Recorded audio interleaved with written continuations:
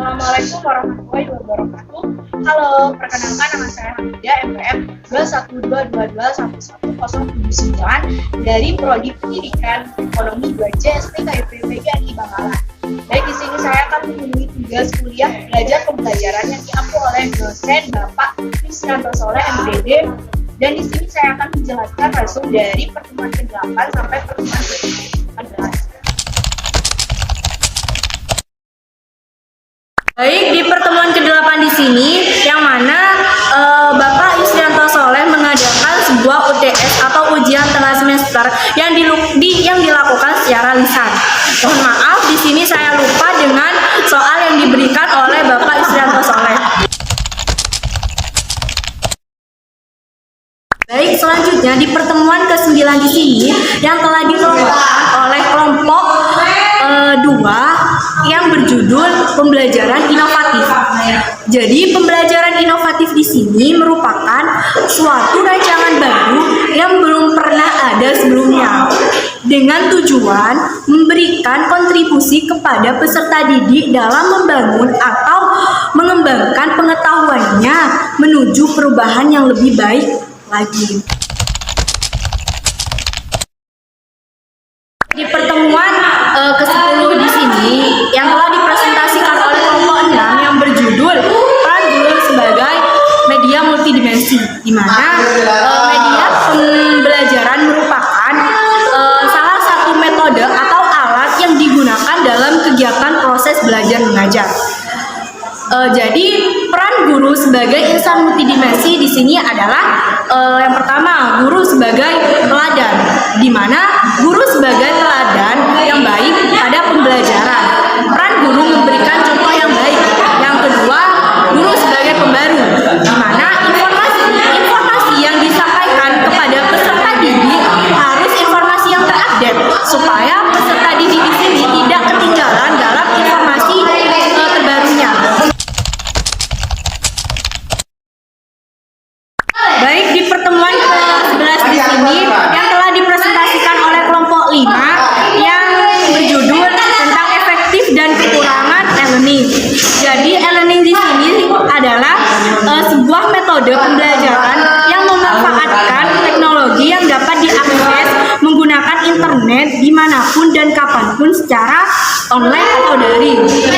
Jadi kekurangan e-learning di sini adalah sulitnya memahami materi yang diberikan oleh pendidik. Jadi kelebihan dari e-learning di sini adalah bisa belajar dimanapun dan efektif dan efisien.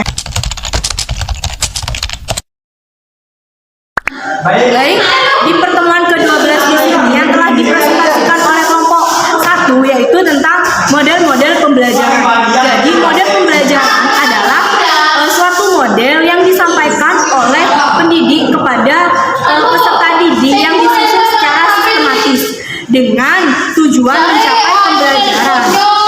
Dan selanjutnya, tujuan model pembelajaran adalah sebagai strategi bagaimana pembelajaran yang dilaksanakan dapat membantu peserta didik dalam mengembangkan pengetahuannya.